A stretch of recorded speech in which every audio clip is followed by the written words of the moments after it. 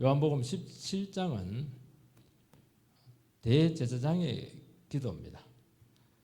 예수님이 하신 기도 중에 제일 장엄하고 조직적이고 아주 긴, 그리고 가장 깊이 있는 그 기도가 요한복음 17장입니다. 이제 기도가 다 끝났습니다. 자신을 위해서 기도하셨고 교회를 위해서 또 제자들을 위해서 기도했습니다. 이제 마지막 기도 제목이 남아 있습니다. 마지막 무슨 기도를 드리면서 끝을 맺겠습니까? 참 놀라운 것은 다른 걸 기도하지 않았어요. 열심히 세상 가서 잘 섬기라 그렇게 하지 않고 영광을 보기를 원한다. 영광을 봐야 된다는 겁니다. 너희들이 거룩해지는 것도 중요하고 하나 되는 것도 중요하고 그리고 전도 많이 하는 것도 참 중요한데 제일 중요한 게 뭐냐? 활용정점. 핵심이 뭐냐? 그 다 하는 거 좋다는 거예요. 그렇지만은 가장 중요한 것은 하나님의 영광을 맛보아 알지어다. 하나님의 영광을 알아야 된다는 겁니다. 이걸 모르면 이 모든 것이 안 된다는 겁니다. 그래서 영광으로 탁 끝맺음을 맺는 것을 알 수가 있습니다. 제가 아는 한 권사님의 이야기입니다. 이분은 결혼한 후에 4년 만에 사별을 하고 일남 1년을 키우는데 아들은 이제 의사가 되었고 딸은 아주 고위 공무원이 되었으니까 얼마나 잘 키웠습니까? 그 출가까지 다 시켰습니다. 이제 다 임무 끝내시고 고향에 왔는데 직장암이 걸렸습니다. 5년 후에 대장암이 걸렸습니다. 인공항문을 지금 하고 있었기 때문에 굉장히 삶의 질이 떨어지고 있었고 불편했었습니다. 신방을 부탁해서 신방을 가게 되었는데 두 가지 마음이 교차했습니다. 참 너무 고생했다. 그런 안타까운 마음과 동시에 지금 상태와 상관없이 이분의 삶이 참 귀하다는 겁니다.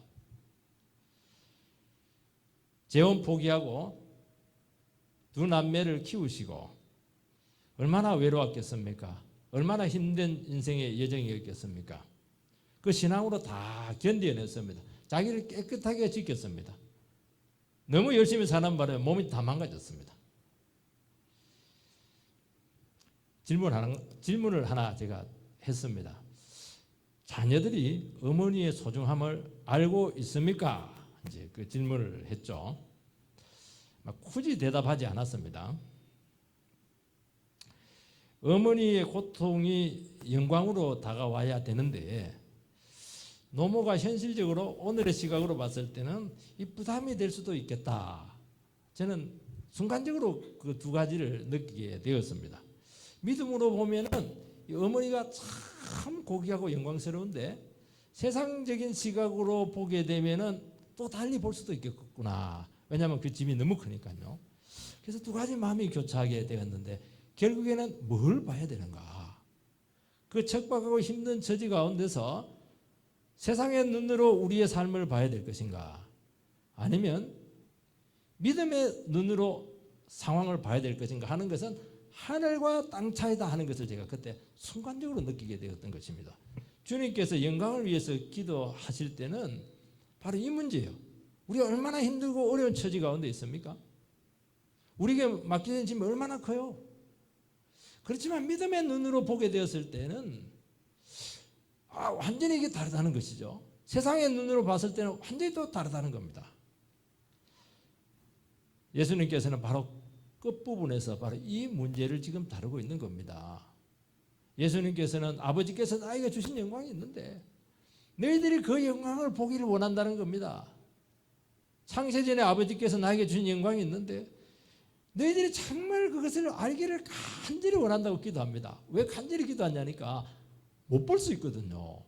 보기 싫어할 수 있거든요. 안 보려고 한다는 겁니다. 이게 세상 영광은 잘 봐요. 눈에 잘 들어와요. 주님께서 주시는 진짜 백의 영광은 전부 다 숨겨져 있습니다. 그걸 보려면 믿음이 있어야 되는 것입니다. 그런데 이 영광을 알아야 돼요. 아무리 신앙생활하고 아무리 그 사람이 뭐 예배를 많이 드리고 열심히 놓고 이렇게 해도요, 이 하나님의 영광을 맛보아 알지 못하면은 반드시 변질됩니다. 왜냐하면 어려움 생기면 내 인생의 한계를 넘어서게 되면 반드시 딴 길을 가게 된다는 것이죠. 근데 이것만 보기만 하면은 모든 것을 이겨내고 사명 감당하게 되고 끝까지 가치 있는 인생을 살아가게 된다는 것을 예수님께서는 알았기 때문이라는 것입니다. 많이 힘드시죠? 많이 어려우시죠? 또 아니면 좋은 상태에 있을 수도 있습니다. 좋은 상태에 있는 것도 자칫하면 세상 눈으로 보면 세상 영광으로 좋은 상태에 있을 수가 있는 거예요. 그렇게 해서는 안 된다는 것입니다. 믿음의 눈으로 나의 상황을 제대로 볼 수 있는가? 거기서 하나님의 영광을 맛보고 있는가? 하는 것이 필수적이다 하는 것을 꼭 기억을 하시기 바랍니다. 첫 번째는 주님 계신 곳에 너희들도 정말 있기를 기도한다고 말씀하고 있습니다. 24절 상반절, 아버지여 내게 주신 자도 나 있는 곳에 나와 함께 있어. 주님께서는 제자와 성도가 주님 계신 곳에 함께 있기를 원한다고 말씀합니다. 나 있는 곳에 나와 함께 있어. 현재 주님이 계신 곳은 세상입니다. 고통의 장소입니다. 곧 순환과 죽음의 장소에 있게 될 것입니다. 주님께서는 제자들에게 너희들도 이런 자리에 죽음과 고생의 자리에 있게 해달라고 기도했겠습니까? 절대로 그렇지 않죠. 비록 그들이 그런 자리에 있을지라도 너희들은 영광이 있다. 언젠가는 잘 될 것이다. 회복될 것이다. 그걸 당연히 기도하지 않겠습니까? 그러니까 여기서 말씀하고 있는 주님 계신 곳은 하나님 보좌 우편, 예수님께서 승리하시고 올라가신 승리의 보좌, 만왕의 왕이시고 만주의 주로 등극하신 그 자리, 하나님 보좌 우편이죠. 그리고 그 보좌에서 인생을 다스리시고 성령을 주시고 교회를 섭리하는 그곳입니다. 하나님 나라 중심입니다. 하나님 나라 그 자체라는 것입니다. 예수님께서 예루살렘에 올라가셨을 때 야고보와 요한의 어머니 마리아가 예수님께 와서 청탁을 합니다. 왜냐하면 세상 영광이 기다리고 있었거든요. 당신이 등극할 때 내 아들은 한쪽은 좌의정, 한쪽은 우의정, 좌우에 앉게 해달라, 그런 청탁을 하는데 치맛바람이죠. 요즘으로 이야기하면. 그때 예수님께서는 아주 유명한 말씀을 합니다. 마리아야, 네가 참 어려운 것을 구한다. 그 영광의 자리는 누구에게 예비되어 있다고, 누군가에게 예비되어 있다고 말씀을 하셨습니다. 그러니까 누군가 지금 딱 정해진 게 아니에요. 야고보도 아니고 요한도 아니고 베드로도 아니고 비어 있다는 겁니다. 언제까지? 주님 오실 때까지. 그러면 그 자리를 누가 차지합니까? 그거는 그때 가서 경쟁해서 하나님의 영광을 제일 많이 본, 왜냐하면 거기는 최고의 영광의 자리이기 때문에 그 사람을 위해서 비워놨다는 겁니다. 지금도 비어 있는 거예요. 누구든지 그 자리에 차지할 수 있는 여지가 있는 겁니다. 굉장히 중요한 신학적인 주제라는 것을 기억해야 된다는 것입니다.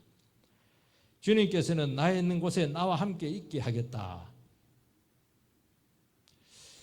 주님이 원래 가지고 계셨던 영광의 자리 아닙니다. 성부의 자리, 성자의 자리가 아니에요. 인간 구원을 위해서 낮아지셨다가 부활하신 후에 올리우신 그 영광의 자리라는 것입니다. 원래 주님이 계신 곳은 감히 인생들, 죄인들이 가까이 갈 수가 없습니다. 주님께서 오셨다가 가심으로써 그곳은 성도들에게 있어서 가장 소망되는 그 자리가 되었고, 그 자리는 지금 예수님께서 비어 있다고 지금 우리에게 말씀하고 있는 것입니다. 그곳에서 내가 주님의 영광을 알아볼 수 있다는 것입니다. 우리 모두가 알아볼 수 있다는 것이죠. 예수님께서 육신을 입고 오신 이유는 인간을 구원하기 위해서입니다. 죄인들이 이제 하나님의 보좌 앞으로 나아가는데 죄가 있고 허물이 있고 연약하기 때문에 보좌에 나아가는데 걸림돌이 너무 많습니다. 예수님께서 오셔서 이 장벽을 다 제거하시려고 낮아지시고 죽으셨습니다. 그러니까 우리가 하나님 보좌, 예수님 계신 그 영광의 자리로 가려고 하면 예수님께서 낮아지셨다가 올라갔던 그 삶의 원리로 가면 갈 수 있다는 겁니다. 내가 곧 길이요 진리요 생명이니 나로 말미암아서 아버지께 갈 수 있다, 그렇게 말씀을 하는데, 예수님께서 간 그 길을 그대로 가면은 그 영광의 자리에 함께 있게 된다는 것입니다. 가장 존귀한 자리에 들어가게 된다는 것입니다. 요한복음 14장에 보면 예수님께서는 떠난다는 겁니다. 제자들이 막 걱정을 많이 해요. 왜 걱정하냐? 너 하나님 믿지 않냐? 하나님을 믿으니 나를 믿으라. 하나님께서 지금 너희들이 이해 안 되지만은 나를 통해서 하시는 것은 하나님께서 하시는 것이다. 이해 안 되더라도 하나님께서 하시는 것이니까 믿으라는 겁니다. 그리고 내가 처소를 예비하러 가는데 다시 와서 너희들을 다 이끌어 가겠다, 그렇게 했습니다. 주님께서는 처소를 지금 예비를 해 놓으셨어요. 어떻게 주님께서 이끄시고 있습니까? 성령을 보내시고 삶의 현장에 찾아오셔서 우리를 섭리하시고 기도하시면 응답하십니다. 그리고 반드시 궁극적으로는 영광의 자리로 우리를 인도하시는 것입니다. 그 모든 것들, 예비적인 인도하심, 본격적인 인도하심, 모든 것이 다 지금 되어 있습니다. 처소를 딱 멘션을 하나 딱 지어놓고는 영광의 자리로 반드시 인도하겠다는 것입니다. 제자들은 고난의 현장에서 이제 주님을 다양하게 만날 수 있는 소망을 가지고 살아갈 수 있게 되었다는 겁니다. 우리가 언젠가는 주님께서 반드시 영광의 자리로 인도합니다. 그러면 지금 있는 현장에서는 어떻게 합니까? 현장에서도 주님께서 찾아오셔서 계속 천국과 소통할 수 있도록 이끌어 가신다는 것입니다. 그게 우리에게 주신 위대한 축복인 것이죠. 여러분, 주님이 계신 영광의 자리는 누구든지 올 수가 없습니다. 그런데 하나님 나라 원리로 사랑하려고 자기 자신을 비우고 희생한 믿음의 사람들은 갈 수가 있습니다. 구원을 위해서 인생을 드린 영혼들 얼마든지 갈 수가 있습니다. 그러니까 이런 삶이라고 하는 것은 자기 힘으로 되지 않습니다. 주님께서 지금도 그 영광의 자리에서 살아계셔서 우리를 찾아오시고 힘주시고 삶의 동기를 주시고 생명을 주시고 믿음을 새롭게 하심으로써 능력으로 살아가도록 이끄시고 계시기 때문에 가능하다는 것입니다. 영광도 주시지만 이 세상 가운데서도 계속 그 삶을 살아가도록 주님께서는 우리를 독려하고 있다고 말씀하고 있는 것입니다. 영광의 자리, 주님이 계신 곳에 갈 수 있는 그 방법은 종교 행위로 안 되고 자기 공로로 되지 않고 노력으로, 자랑으로, 어떤 것으로도, 돈으로도 힘으로도 아무 것으로도 갈 수가 없습니다. 믿음이 있어야 되고 말씀을 붙들고 살아가는 그 영혼만이 갈 수 있고 알 수 있다고 말씀하고 있습니다. 그러니까 길은 간단한 거예요. 지금도 내가 살아계신 주님과 실제적인 교제를 나누고 있는가 하는 그 질문을 하라는 것입니다. 거기서 생명이 나오고 길이 열리고 진리가 우리 각자에게 살아서 역사를 한다는 것입니다. 여러분, 진리 속에 살아가는 영혼들을, 실제로 예수를 믿고 살아가는 분들, 정말 믿음으로 살아가시는 분들이 있습니다. 그냥 교회 생활하는 게 아니에요. 종교 행위를 하는 게 아니고 진짜 믿음으로 살아가시는 영혼들이 있어요. 그러면 똑같은 세상을 살아가고 있는데도 불구하고 완전히 딴 세상을 살아가고 있다는 것을 본인도 알고 있고 주위에 있는 사람들도 알고 있다는 것이죠. 이런 사람들은요, 막 주님에 빠져 있어요. 모든 게 막 예수입니다. 예수에 미쳐버렸어요. 하나님 말씀이다 면 아무것도 안 따져요. 막 끔뻑 죽습니다. 그전에는 뭐 이것도 그렇고 저것도 그렇고 뭐 어떻고 조건이 너무 많은데 말씀이다 이러면 무조건 순종입니다. 잘 되는 세상길 다 버리고 굳이 믿음으로 살아가는 고기를 골라서 갑니다. 골라서 가는 게 아니에요. 사실 주님께서 밀고 가는 겁니다. 왜냐하면 그게 생명이기 때문이죠. 인생을 맡기고 의지합니다. 왜냐하면 주님께서 자기의 삶을 이끌어 주기를 진짜 간절히 원하기 때문이죠. 내가 내 인생을 끌고 가고 싶은 마음이 없는 거예요. 잘 되는 게 뻔히 보이는데도 불구하고 거길 안 가요. 왜냐하면 주님이 안 기뻐하면 어떻게 되겠습니까? 그래서 주님께서 내 삶을 이끌어 주시기를 진실로 소망하면서 이끌어 주실 때까지는 아무것도 안 해요. 이게 세상하고 다르잖아요. 완전히 딴 세상에서 살아가고 있는 겁니다. 너무 비현실적으로 보이고 이 세상에서는 도태될 것 같은데도 불구하고 그게 힘이 있습니다. 그러면서 그 사람을 통해서요 하나님 나라가 하나씩 드러나게 되고 그리고 이루어지는 것을 그리고 뭔가 진짜되게 만들어진다는 것을 알 수가 있습니다. 여러분 이것을 모르면은 우리는 어쩔 수가 없습니다. 눈에 보이는 이 세상의 모든 것이고 결국에는 그거 빠질 수밖에 없습니다. 여러분 하나님의 말씀을 의지하고 믿음으로 살아갈 때 그때 세상이 허구구나. 그거는 빈 것이구나. 하늘 아래 내가 보니까 전부 다 헛되구나. 그걸 알게 되고 정말 하나님 나라가 실제구나. 여기에 진짜는 다 들어있구나. 가치 있는 것은 하나님께 다 있구나 하는 것을 알게 되고 실제로 그 사람을 통해서 그 증거가 계속 나타나요. 여러분 눈에 보이는 것 잡지 못하고 원하는 것 많이 놓치셨죠? 절호의 기회를 많이 잃어버리게 되었을 겁니다. 순발력이 떨어지는 바람에. 그런데 이 세계를 알게 되면은 그거 전혀 가슴 졸이지 않습니다. 저거 내 것이 돼야 되는데 저 인간이 약사 빠른 저 사람이 내 걸 그냥 인스테트 해가지고 막 가져갔어요. 죽일 놈이죠. 안 그래요? 그거 내 거 아닙니다. 그거 가지면 안 되는 거예요. 그거. 왜냐하면 그걸 놓쳐야 진짜 백이 하나님 것을 내가 가질 수가 있거든요. 그걸 놓쳐야 천국의 삶이 내 삶에서 점점 구체화되기 시작하고 하늘의 것이 나의 것이 되는 것입니다. 그래서 하나님보다 제일 가까이 있게 해달라 그렇게 주님께서는 기도하고 계시는데 누가 그 자리에 가까이 나가겠습니까? 그 최고의 믿음의 사람이죠. 다른 영혼을 가장 사랑하는 사람이고 희생한 사람이고 그 사람이 보자 가장 가까이에 있는 겁니다. 바울 같은 사람은 굉장히 유리하죠. 두 번째는 주님이 창세전에 누렸던 그 영광입니다.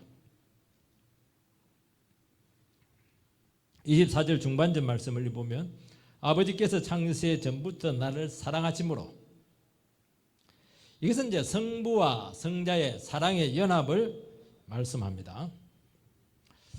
성부께서는 성자 하나님 되시는 예수님을 창세전에 사랑하셨다. 아주 특이한 표현을 쓰고 있습니다. 창세전에 우리를 사랑했다. 그거는 이해가 되는데 원래 하나님하고 성자하고는 원래 사랑의 완벽한 절대적인 사랑의 관계고 빈틈이 없습니다. 그런데 굳이 창세전에 아버지가 아들을 사랑하셨다 이 표현을 쓰는 것은 우리에게 굉장히 주는 메시지가 있다는 것이죠. 특이하다는 것입니다. 이 창세전이라고 한다고 하는 것은 피조 세계가 만들어지기 전 영혼의 세계를 말씀할 때 쓰는 관용적인 표현입니다. 이 피조 세계하고 영혼 세계는 차이점이 있는데 이 변질 가능성 그리고 한시성, 이 제한성입니다. 영혼 세계는 무한하고 영구적이고 절대적이고 완전한 하나님의 세계입니다. 우리가 창세전 이렇게 하면은 예정론을 생각하게 됩니다. 왜 이 얘기를 하냐니까 우리의 구원이 얼마나 완벽한가 하는 것을 이야기하는 것입니다. 창세전에 너희들을 택했다 하는 것은 피조 세계가 만들어지기 전에 영원 세계에서 하나님의 세계에서 우리의 구원이 결정되었다는 것입니다. 영원전에 계획이 되었고 우리가 역사 가운데 탄생을 하지 않습니까? 시간과 공간이라고 하는 피조 세계 속에 우리가 들어오게 된 것이죠. 그때부터 주님께서 본격적으로 우리를 찾아오셔서 섭리적으로 구원을 만들어냈다는 겁니다. 내가 우연히 교회 온 게 아니라는 겁니다. 내가 옆에 사람 막 동료 직장 전도 받아가지고 예수 믿은 게 아니라는 겁니다. 그 모든 것은 하나님의 섭리의 손길에서 나의 구원이 결정이 되었고 지금 때가 되어서 예수를 믿게 되었다는 것을 이야기하는 것입니다. 주님께서는 창세전에 아버지께로부터 받은 사랑을 말씀하고 있습니다. 원래 아버지와 절대적인 사랑의 관계에 있습니다. 그런데 뭐 또 새롭게 뭐 사랑을 받습니까? 아니죠. 예수님께서 인간 구원 문제를 두시고 실제로 이 세상에 오셔서 구원을 이루셨을 때 특별한 사랑이 다시 예수님께 나타나게 되었던 것이죠. 성부가 구원을 계획하시고 성자에게 위임하시고 성자가 그 구원을 이루셨습니다. 우리의 구원이라고 하는 것은 임기응변적인 것이 아닙니다. 이거 방법 쓰다 보니까 안 되니까 이제 십자가 예수님께 돌아가시가 된 게 아니고 철저한 계획 속에서 우리의 구원이 작정이 되고 역사 가운데 프로그램이 되고 그게 그대로 하나님의 때가 이루어졌다는 것을 이야기하는 것이기 때문에 우리의 구원은 절대적으로 확실하고 절대로 실패하지 않는다는 것을 우리에게 보증해 주는 말씀인 것이죠.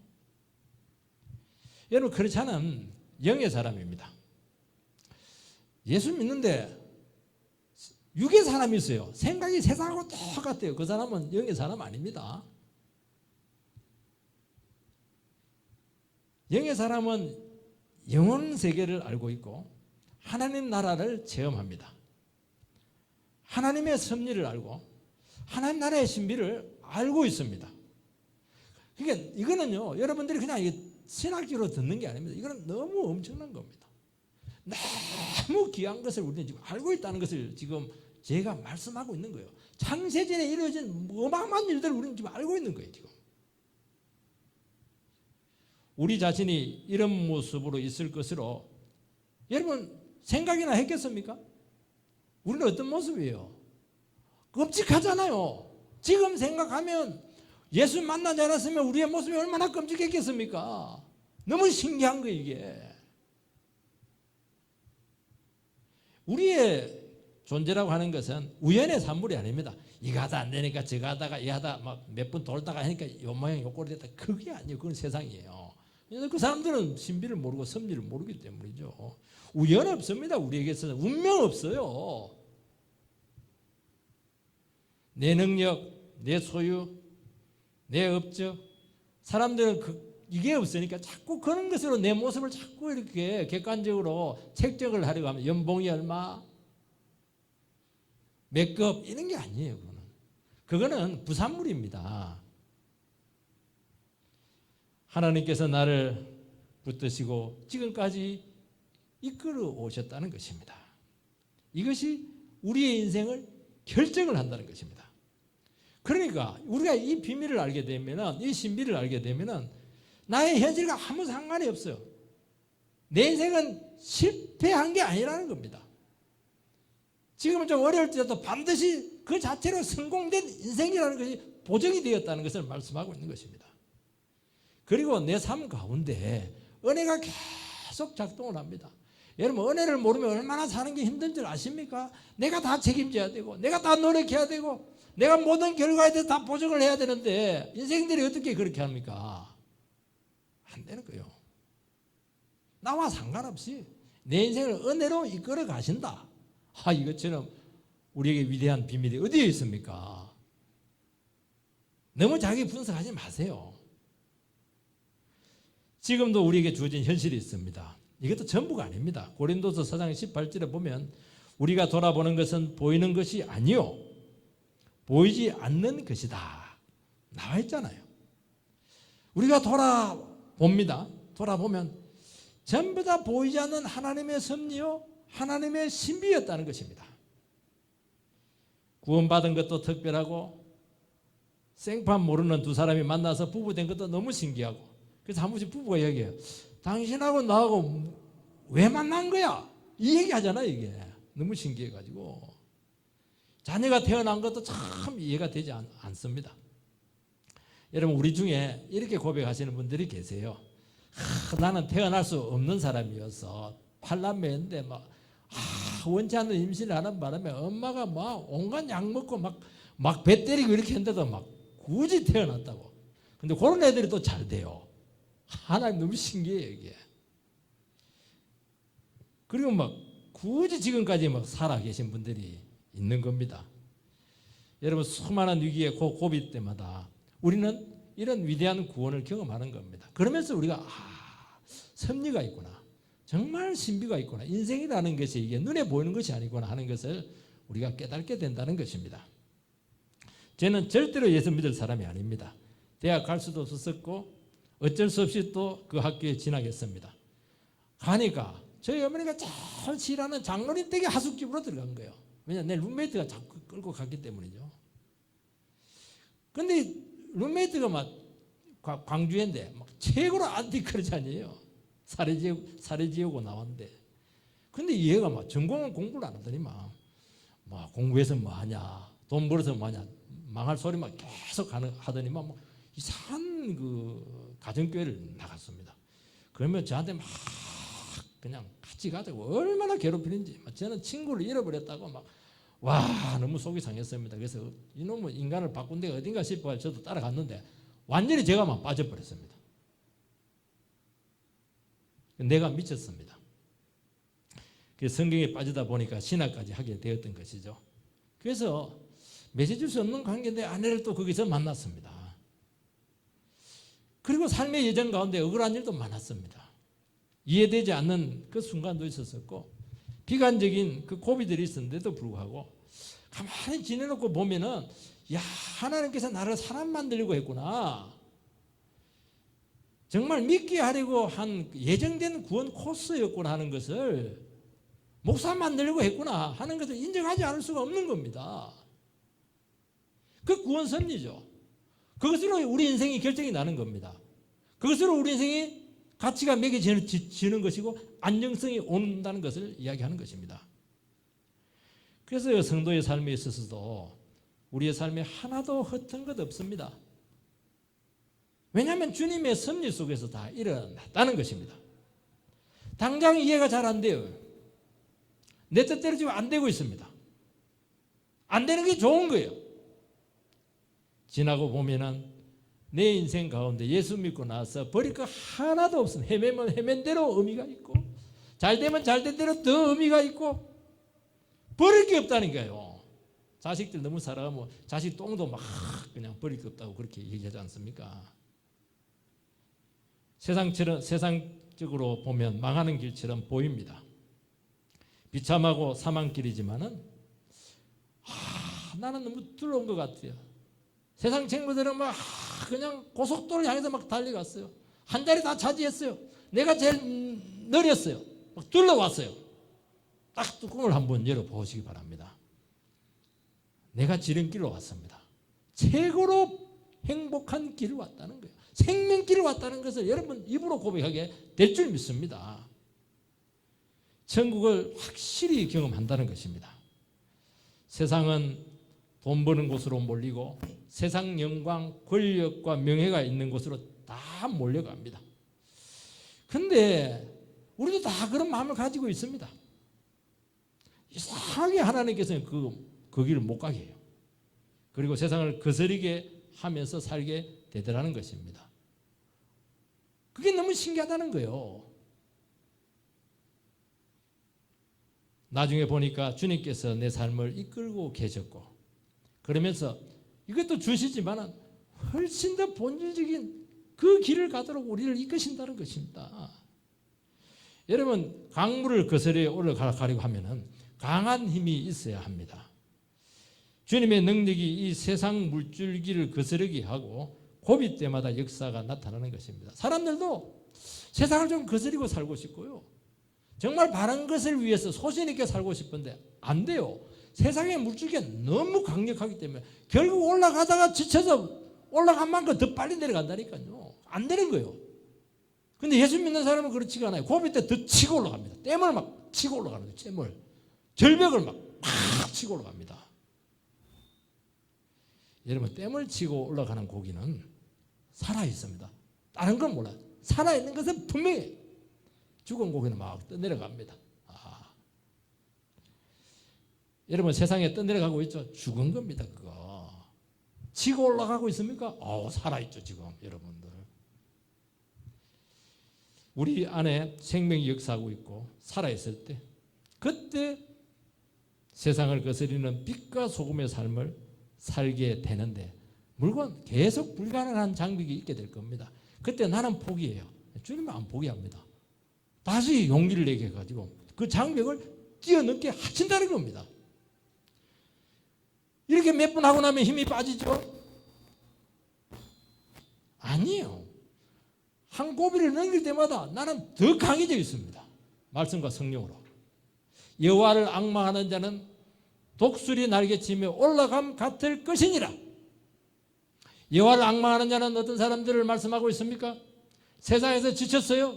소망을 다 잃었습니다. 이제 인생의 막다른 골목 가운데 내가 할 수 있는 것은 아무것도 없습니다. 주님만 앙망하는 겁니다. 주의 구원만 지금 바라보고 있는 것입니다. 한순간에 능력이 임하면서 그냥 비상하듯이 쫙 올라가는 겁니다. 막 인생을 막 치고 올라가는 거예요. 요셉처럼 감옥의 재수에서 총리로 막 치고 올라가는 겁니다. 걱정 마세요. 이것이 그냥 되겠습니까? 세상에는 이런 일 없어요. 이게 그냥 나왔습니까? 이게 아니잖아요. 영혼 속에서 지금도 살아계셔서 우리의 구원을 이루시고 계시는 주님 때문이라고 오늘 분명히 말씀하고 있고 그게 영광이라는 것이고 이 영광을 맛보아 알지어다 우리에게 도전하고 계시는 것입니다. 대구에 있을 때 90이 넘은 분이신데 곡기를 끊었습니다. 90이 넘었으면 곡기를 끊었으면 뭡니까? 천국이죠 뭐. 그래서 막 자식들이 너무 안 돼가지고 그것도 괜찮아요. 입원을 했는데 도저히 안 되겠다 싶어서 이제 교구 목사인 저를 불렀어요. 급히 신방을 요청했는데 닌게를 막 꽂고 밥을 안 먹으니까 이게 기도를 했죠. 메시지를 몇 개 딱 전하고 기도했는데 기도가 터져버렸어요. 터졌는데 기도하는데 능력이 들어가는 것을 알았습니다. 저는 어떤 느낌인가요? 창자가 움직인다. 위가 지금 흔들린다는 느낌까지 왔어요. 딱 안수기도를 하는데 갔는데 딸한테 전화가 왔어요. 목사님이 가고 나서 막 밥을 막 달라고 한다는 겁니다. 잘 살고 계세요. 그러면서 너무너무 감사하다고 인사를 제가 듣게 되었습니다. 제가 한 겁니까? 아니잖아요. 제 능력입니까? 아니잖아요 그거. 여러분 이런 일이 우리 가운데 일어난다는 겁니다. 죽음도 뛰어넘는다는 것이죠.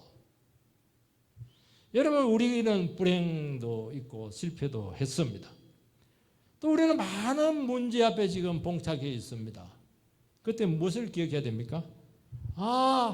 주님께서 나를 창세전에 택하셨구나. 내 인생은 나에게 달려있는 것이 아니구나. 주님의 인도하심과 손길 속에 있구나. 그것만 기억하면 된다는 겁니다. 근데 어려움이 생기면 이걸 모르면 자꾸 자책을 해요. 마귀가 좋아하는 안 될 생각만 다 골라 사는 겁니다. 그게 망하는 겁니다. 얼마나 중요한지 아시겠죠 이게. 주님이 내 삶을 붙들고 있고 지금도 인도하고 있고 영광으로 우리를 붙들어가고 있다. 그것을 여러분들께서 깨닫지 못하고 느끼지 못한다면 반드시 평상시에는 괜찮아요. 딱 문제에 봉착하면 팍 무너지고 침체됩니다. 하나님께서 택했다고 하는 것은 하나님께서 아내 한 여자 택했으면 그 남편이 책임져야지 뭐. 하나님 우리 책임지신다는 거예요. 내 능력 별것 아닙니다 여러분. 세상에서도 뭐 결혼 잘하면 뭐 그냥 뭐 능력 상관없잖아요. 결혼 잘해가지고 뭐 세상 건진 거 아니겠습니까? 하나님 결혼 잘해가지고 우리는 뭐 인생 완전히 대단하게 된 것입니다. 그래서 우리가 주님을 붙드심을 느껴야 된다고 몇 시간 우리에게 도전하고 있는 것입니다. 여러분 낙심만 하지 않으면은 우리는 어떤 가운데 있더라도 소망의 문으로 들어가는 것입니다. 소망의 문은요 닫혀 있습니다. 안 보여요. 열려있는데 안 보여. 왜냐하면 세상이 확 가리고 있기 때문에 그렇게 하는 겁니다. 그때도 어떻게 해야 되느냐? 하나님 나를 택하셨구나. 그래 하나님께 길이 있어. 믿음으로 딱 반응하는 순간 하나님께서 문을 보여주세요. 너무 신기해요. 길이 있으면 괜찮잖아요. 고생은 되겠지만은 그 길로 들어가고 건물로 들어가면은 축복의 문이 열리지 않겠습니까? 여러분 이해가 안 되지만은 하나님의 구원을 경험하시기 바랍니다. 경험하게 될 것입니다. 그때의 고백이 뭐냐? 내처럼 행복한 사람이 있으면 나와 봐라. 내처럼 안정된 삶을 살아가는 사람이 있으면, 내처럼 보장된 인생길을 걸어가고 있는 사람이 있으면 나와 봐라. 겁날 게 없는 게 겁날 게. 세 번째는 주님이 받은 영광을 보게 해달라고 기도하고 있습니다. 24절 하반절, 내게 주신 나의 영광을 그들로 보게 하시기를 원하옵나이다. 주님은 성부가 주신 영광을 성자들이 보게 해달라고 기도합니다. 하나님의 영광이 잘 드러난 곳이 성전입니다. 성전은, 성막은 겉보기는 초라한데 거기 임재가 있고 제3의 은혜가 있고 살아계신 하나님의 음성이 들려지는 곳입니다. 그리고 하나님께서 그들 영혼을 받았다는 증거로 세키나의 영광의 구름이 성전을 덮습니다. 그런데 그 영광의 구름이라고 하는 것은, 구름이라고 하는 은폐를 하는 거예요. 은폐된 영광이 나타난다는 것입니다. 왜 은폐된 영광을 허락하시느냐 하면은 죄인들이 감히 가까이 하지 못하도록 하기 위해서입니다. 영광이라고 하는 것은 하나님 것에 있는 것이 이 세상 가운데 드러난 것이 영광입니다. 세상 것이 나에게 드러나는 영광 아니에요. 하늘의 것이 나에게 지금 이 땅에서 드러나는 것이 영광이라는 것입니다. 여러분 세상이 드러날 때, 그 영광이 드러나게 될 때 완전하지 않아요. 그 영광이 다른 모습으로 나타납니다. 감추어져 있다는 것입니다. 성전은 예수 그리스도를 예표합니다. 그리고 성전은 동시에 출애굽을 상징합니다. 여러분 출애굽의 번제단 제물 잡는 것은 10번째 장자 죽음을 상징하는 것입니다. 물두멍이라고 하는 것은 제사장들이 제사를 지킬 때 손을 닦는 것입니다. 그 홍해를 건너는 것입니다. 성소 안에 들어가면 촛대가 있어요. 향단이 있어요. 떡상이 있습니다. 촛대는 불기둥이에요. 향단은 구름기둥이에요. 떡상은 만나를 상징하는 것입니다. 그래서 출애굽은 어떤 곳이냐 하면 이스라엘 백성들에게는 배교의 자리였고 실패의 아픈 역사를 가진 곳입니다.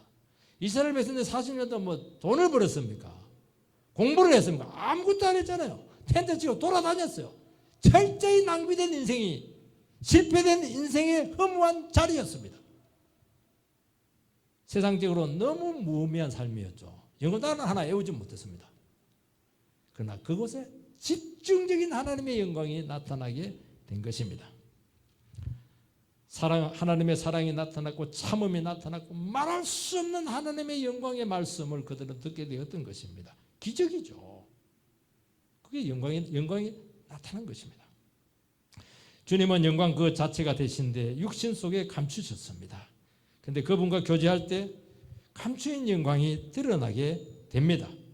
육신을 입으신 주님이 성전이 되어서 우리와 함께 살게 될 때 우리 모든 인생의 문제가 해결이 되었고 해결되고 있습니다.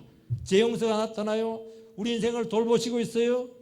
죄인들을 사랑하고 있다는 것을 구체적으로 우리로 하여금 깨닫게 하신다는 것입니다. 아버지께서 내게 주신 나의 영광이라고 말씀했습니다. 이것은 늘 얘기했지만 성자가 가지고 계신 고유의 영광이 아니고 위임받아서 구원 사역을 통해서 이루어진 새로운 영광을 우리에게 주신다는 것입니다. 죄인을 사랑하려고 했고 자기 영광을 버리고 초라한 모습으로 이 땅에 오셨습니다. 십자가 고난 속에서 드러난 그 아버지의 영광, 사랑과 은혜를 말씀하고 있는 것입니다. 이 영광은 눈에 드러나지 않아요. 이 영광은 감춰져 있어요. 미련한 세상 사람들은 미련하다고 해요. 유대인들은 거스린다고 이야기해요. 거스리니까 싫은 거지 뭐. 우리에게는 능력이요 은혜요 역사라고 말씀하고 있는 거예요. 숨겨져 있는데 그게 능력이라는 것입니다. 예수의 영광이 능력이라는 거예요.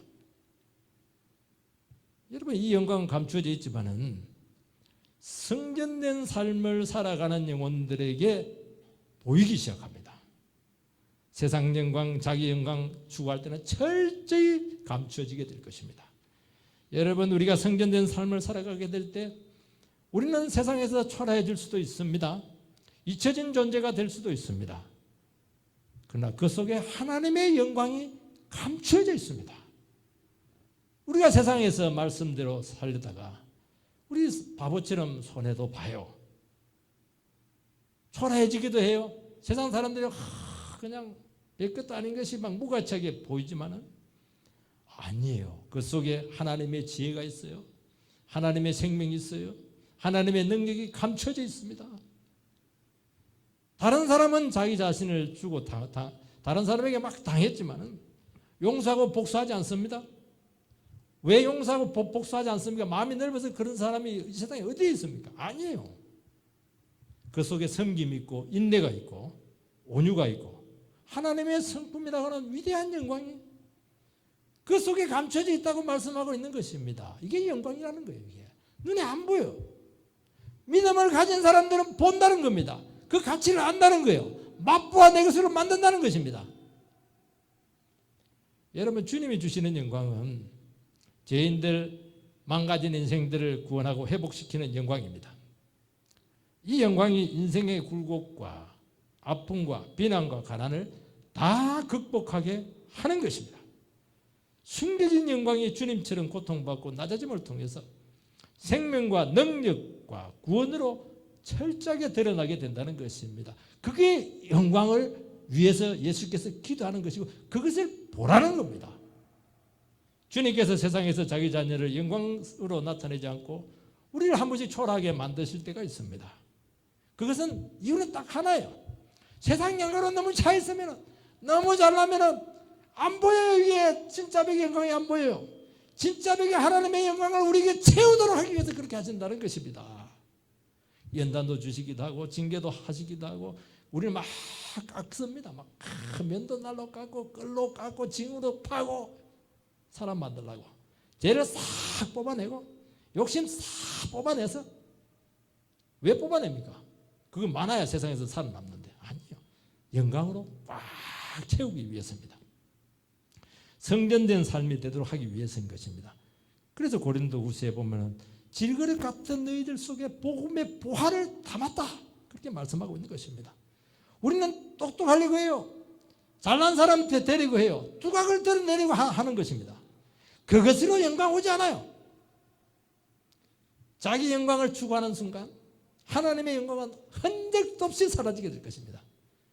자기가 숨겨지고 은폐될 때 연약과 무력이 고백되고 아무것도 아닌 인생이 고백될 때 그때 은혜를 알게 되고 그때 사랑이 무엇인가 하는 것을 깨닫게 되고 그때 구원을 경험하게 되는데 영광이라는 거예요. 주님의 영광을 보게 해달라고 하는 그 기도는 우리가 이 영광을 참으로 보기가 어렵다는 것이 전제되어 있기 때문에 예수님께서 그렇게 간절히 기도했던 것입니다. 그 영광을 보기를 진실로 너희들이 원한다. 우리에게 지금 선포하고 계시는 것입니다. 우리는 말씀의 영광을 맛보아야 돼요. 은혜의 영광을 맛보아야 돼요. 고난의 영광을 맛보아야 돼요. 문제는 안 보이는 거예요. 보기 싫은 거예요. 거슬리는 거예요 지금. 그러나 주님과의 역동적인 관계 속에 있게 될 때 주님과의 인격적인 만남을 하게 될 때 그분의 삶을 공유하게 될 때 자기를 부인하고 십자가 지는 삶을 통해서 그때부터 하나씩 하나씩 영광이 보이기 시작하는 것입니다. 그 순간 세상 영광은 한순간에 빛을 잃게 될 것입니다. 그리고 그 영광을 위해서 우리는 반드시 대가를 지불해야 됩니다. 저는 설교의 영광이 얼마나 위대한 것을 알고 전공이고 다 포기했어요. 그런데 들어가고 나서 후회했습니다. 너무 혹독한 대가를 지불해야 된다는 것을 알았습니다. 설교 영광 하나 얻으려면 다 버리라는 거예요. 모든 걸 다 버리라는 거예요. 돌아갈 수도 없고 막 엄청 고생을 했습니다. 그런데요, 그 영광을 포기할 수가 없었어요. 그 영광 때문에 내가 힘이 나게 되었고, 그 영광 때문에 내가 능력을 받게 되었고, 그 영광 때문에 내가 살아갈 목적을 새롭게 덧입게 되었고, 인생에 막 추진이 막 생겼어요. 그 말씀의 영광만 생각하면 나의 현재 상황이 중요치가 않았어요. 그것만 할 수 있으면, 설교만 할 수 있으면 아무것도 문제가 되지 않았다는 거예요. 이게. 여러분, 현재 고난받고 대가 지불하는 것이 미래 주어질 영광과 좋게 비교할 수 없도다. 얼마나 감사해요, 여러분. 성도는 어떤 식으로든 대가를 지불하는 삶에서 소망이 생길 줄 믿습니다. 힘이 날 줄 믿습니다. 그래서 우리는 한 번씩 자기 스스로의 삶에 대해서도 참 등을 두드립니다. 주님께서 나를 통해서 어떤 영광을 받으시려고 나를 이렇게 인도하시는 스스로도 막 깜짝깜짝 놀래요. 이게 얼마나 소망이 되고 기대가 되는지 몰라요. 그 영광 가운데 여러분들이 들어가게 되기를 주의 이름으로 축원드립니다.